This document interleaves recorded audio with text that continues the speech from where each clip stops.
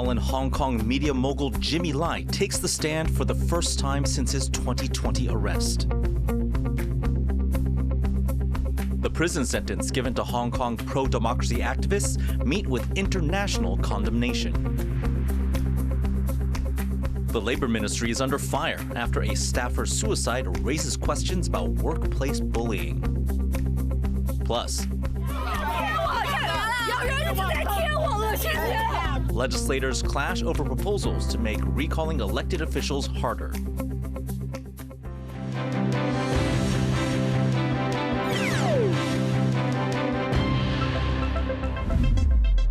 Good evening and welcome to TaiwanPlus News. I'm Eric Gao. A critical national security trial in Hong Kong has resumed, with pro-democracy newspaper Apple Daily publisher Jimmy Lai testifying for the first time after 4 years in detention. Lai has pleaded not guilty to the 2 charges against him. During his trial today, prosecutors alleged that Lai had sought to influence other countries, including the U.S., on their foreign policy towards China and Hong Kong, as well as connecting U.S. government officials to Taiwan's government. Our reporter Tiffany Wong has been following this story for us in Taipei. Tiffany, what's Lai's connection to Taiwan? Well, in his very first testimony, media mogul Jimmy Lai said that Taiwan's former president Tsai Ing-wen was his friend and that they had previously discussed U.S. foreign policy together. He said that he had tried to introduce U.S. government officials to Tsai's administration after Donald Trump was elected president in 2016. And he himself was pictured with several major politicians, but he said that he considered these high-profile contacts his friends and that he wasn't trying to use them as political connections.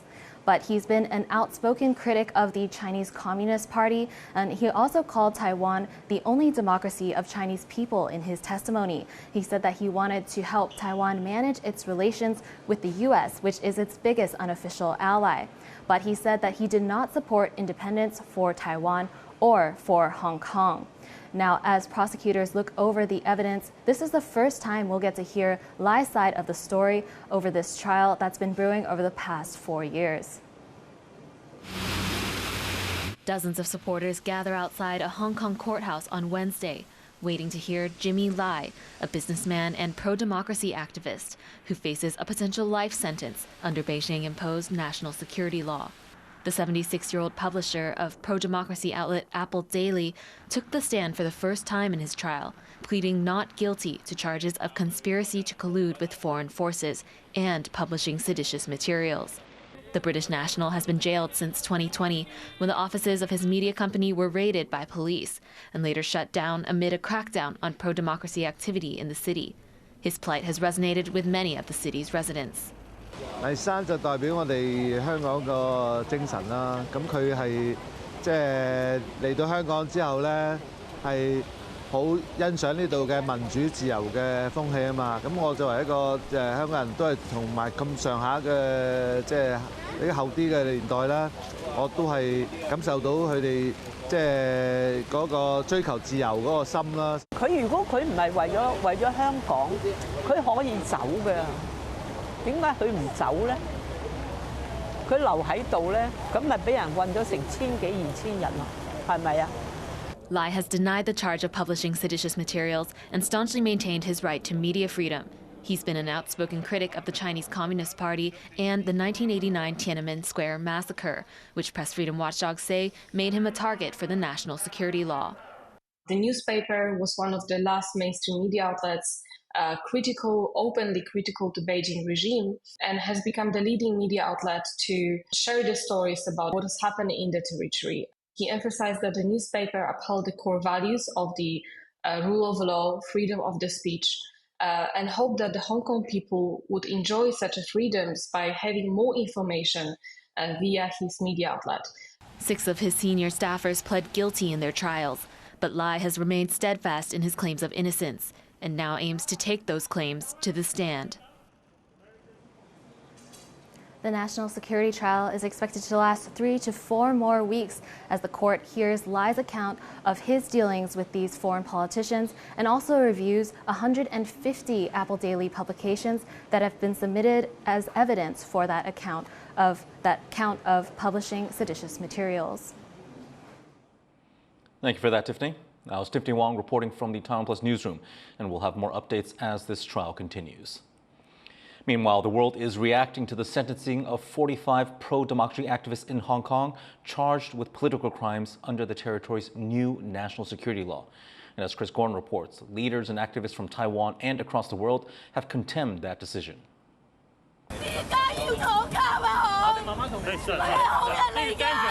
A mother reacts to news that her son's been sentenced for political crimes in Hong Kong.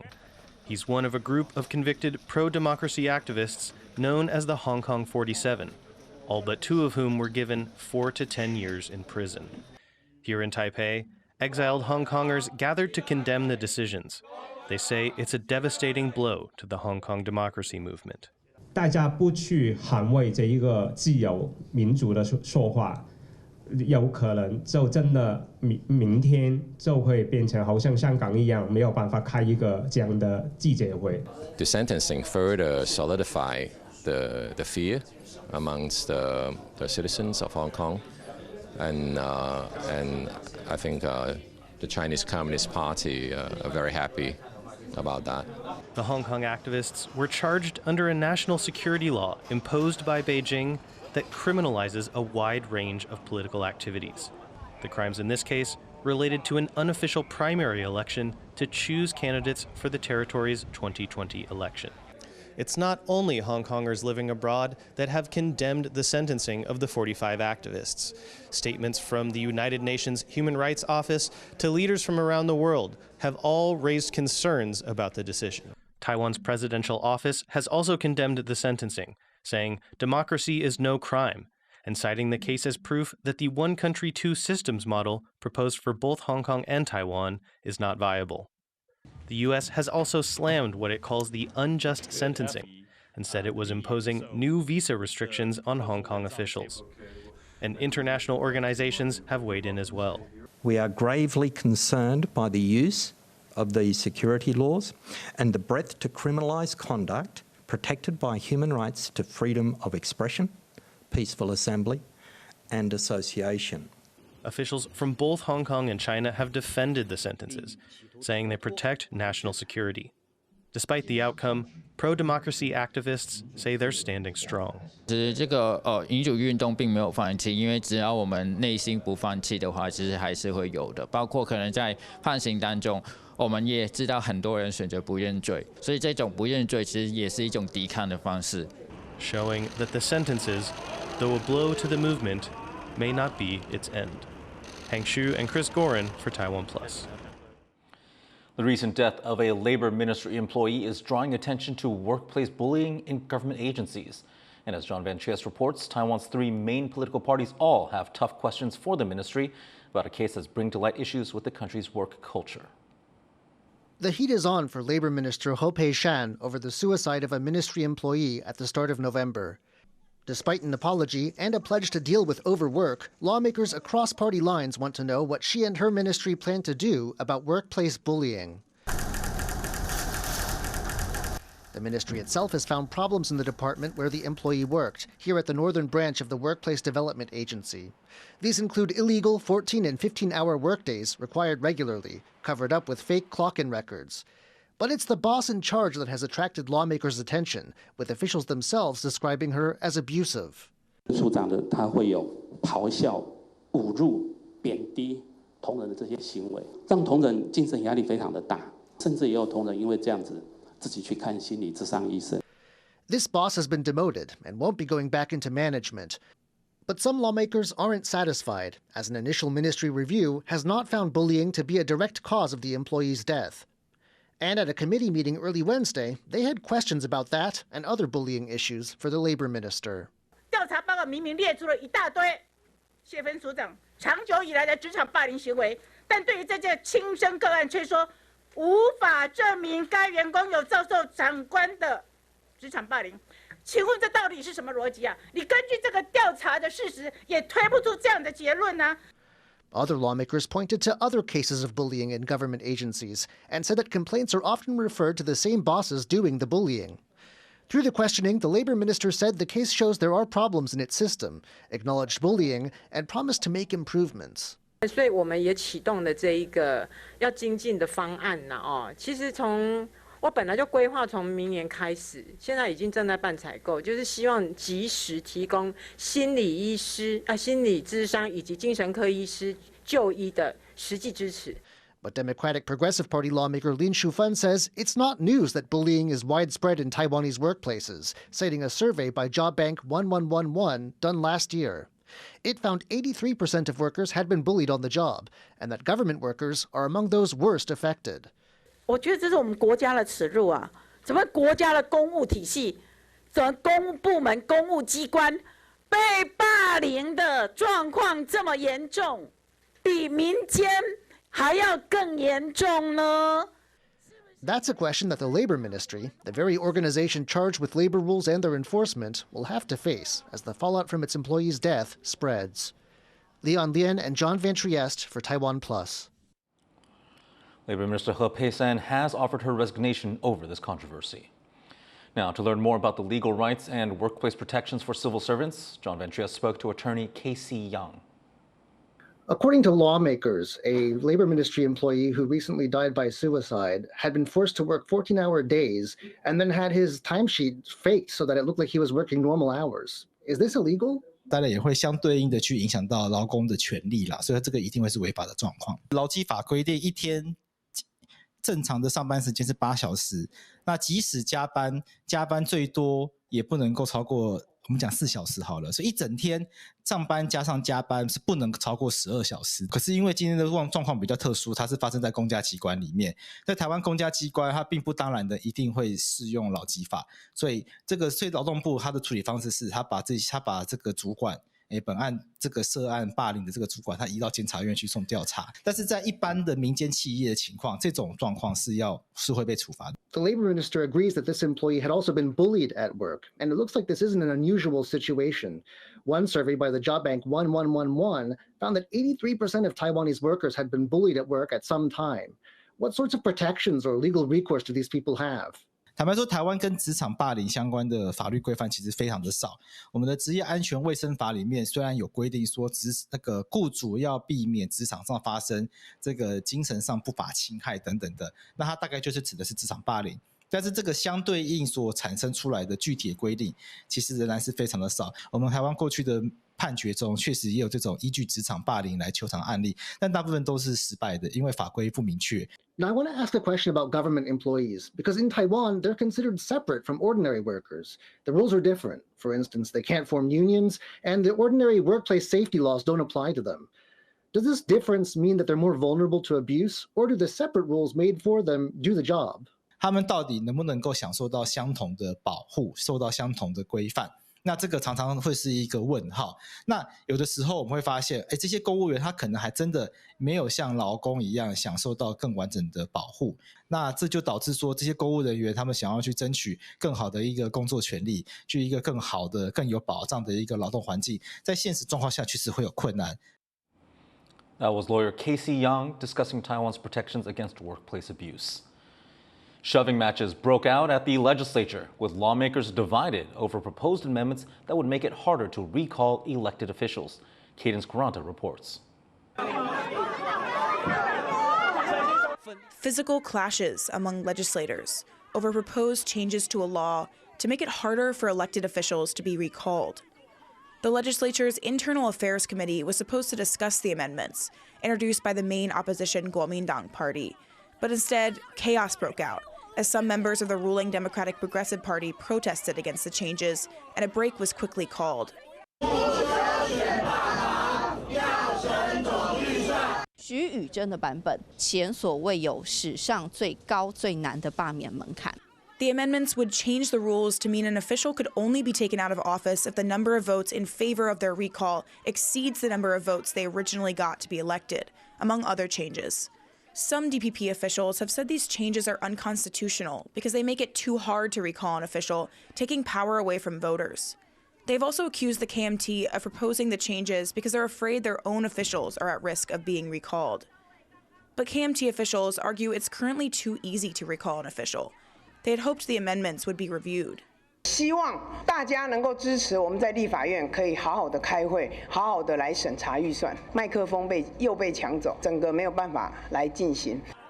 The clashes come a little over a month after a vote on whether to remove the Kuomintang mayor of Keelung, George Xie, from office. Nearly 70,000 people voted for Xie's ouster, but he ultimately stayed on. Whether recall rules will change remains to be seen, but it's clear this issue has divided politicians. Ryan Wu and Cadence Quaranta for TaiwanPlus. Stay tuned. Coming up after the break, G20 talks push COP29 negotiators to secure a climate finance deal.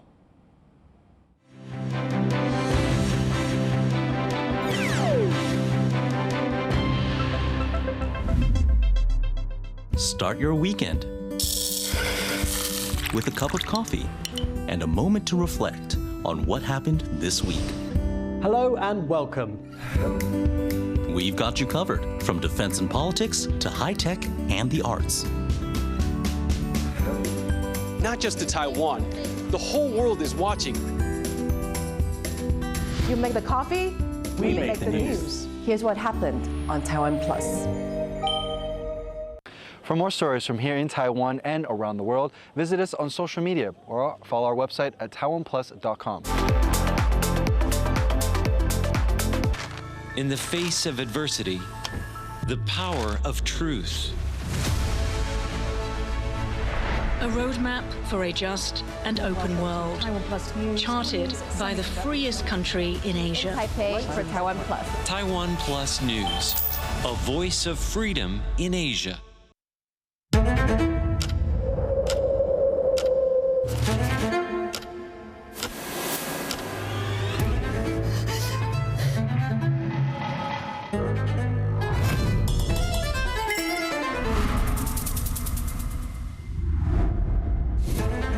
过人生的话，你发现说，我们大部分都是爱美。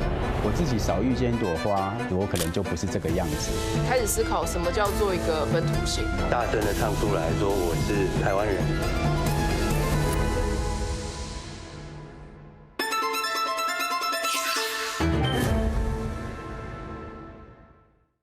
At a time when the world feels more divided, a platform for diverse voices to come together.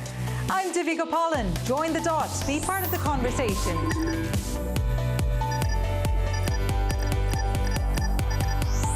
Connected where opinions matter.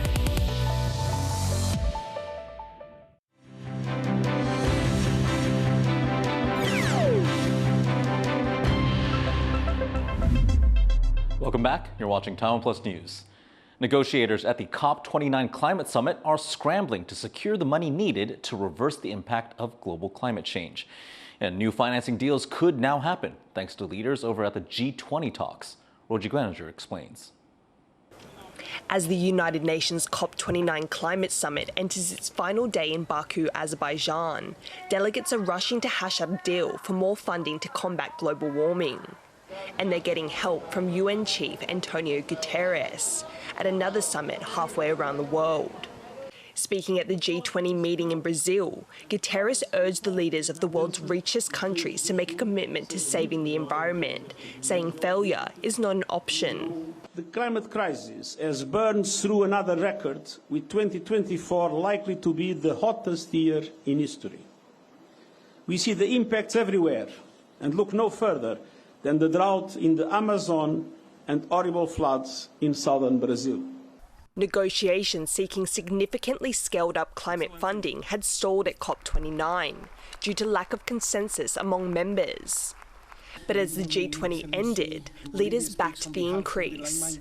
In a joint statement, the group called for rapidly and substantially increasing climate finance from the billions to the trillions to pay for the response to climate change. The G20 leaders also reaffirmed their commitment to the 2015 Paris Agreement and the transition away from fossil fuels.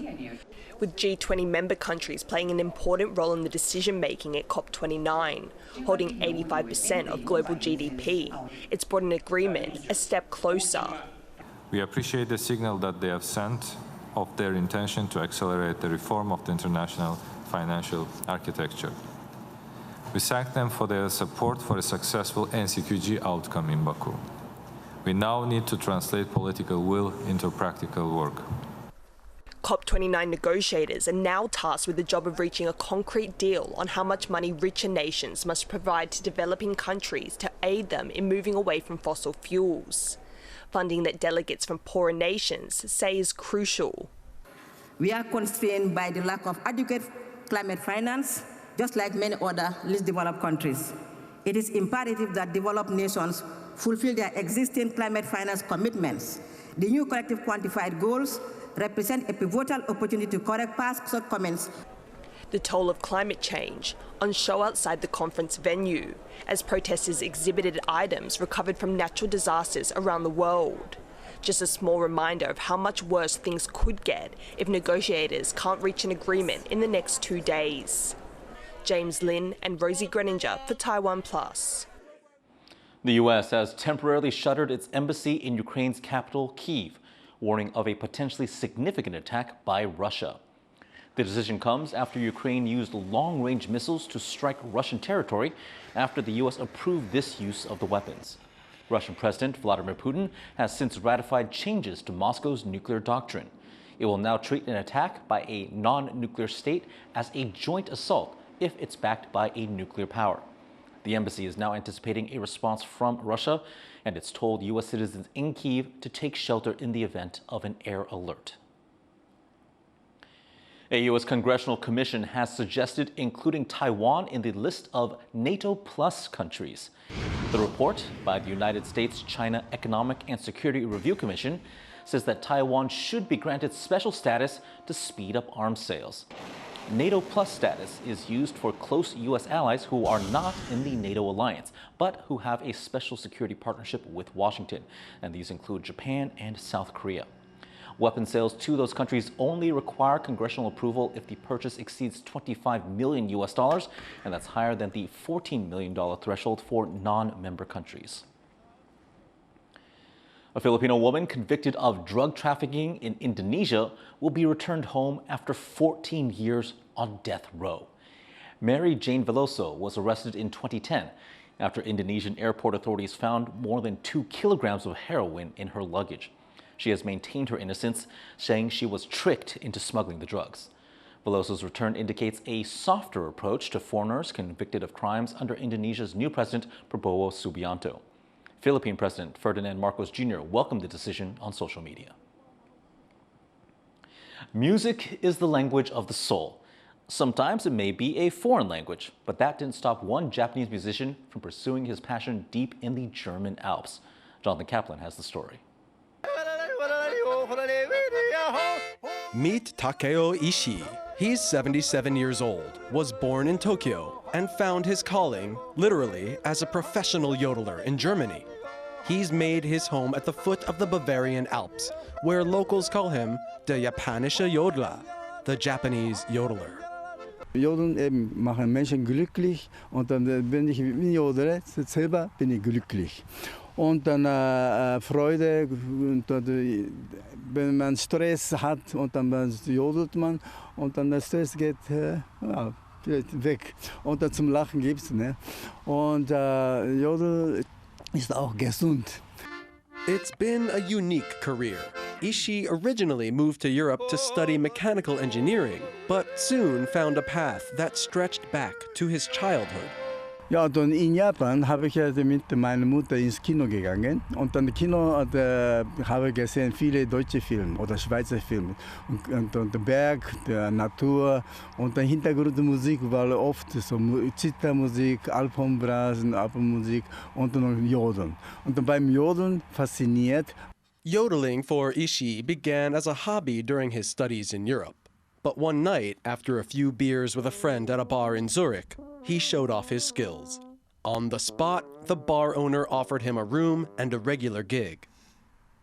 Ishii has made records going back to 1978, but he has since ventured into social media. He's now building an audience on TikTok, and a collaboration with the Gregory Brothers, a comedy kung fu pastiche called Chicken Attack, has millions of views on YouTube.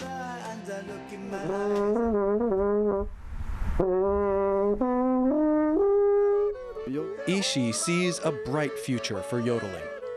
Ich habe gedacht, der Jodeln kann man auch modernisieren, wie modern. Das ist auch die Jodeltechnik wirklich beherrscht. Dann kann man alle Richtungen zum Jodeln daran mischen.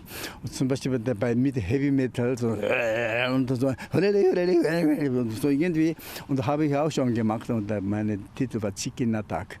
Indeed, Ishii toured with Taiwanese metal band Thonic, contributing his signature vocals. He keeps a Japanese tea house at his home in Bavaria, where he lives with his German wife Henriette, with whom he has 5 children. Ishii's been yodeling for over 50 years, and he has no plans to stop. Ich weiß nicht, wie älteste Jodler auf der Welt gibt. Ich werde vielleicht der älteste Jodler der Welt. So weit ich weiter, bis meine Stimme nicht mehr geht. Until then, if you happen to be in the alpine resort town of Reit im Winkel on the German-Austrian border, you might be lucky enough to hear the voice of the Japanische Jodler resounding in the hills. Justin Wu and Jonathan Kaplan for TaiwanPlus. And thanks for joining us here on TaiwanPlus News. Follow us on social media for all our latest updates. Finally, check out this projection of Spanish tennis star Rafael Nadal in Paris, honoring his career in the sport. He has just announced his retirement. I'm Eric Gao. Take care. We'll see you next time.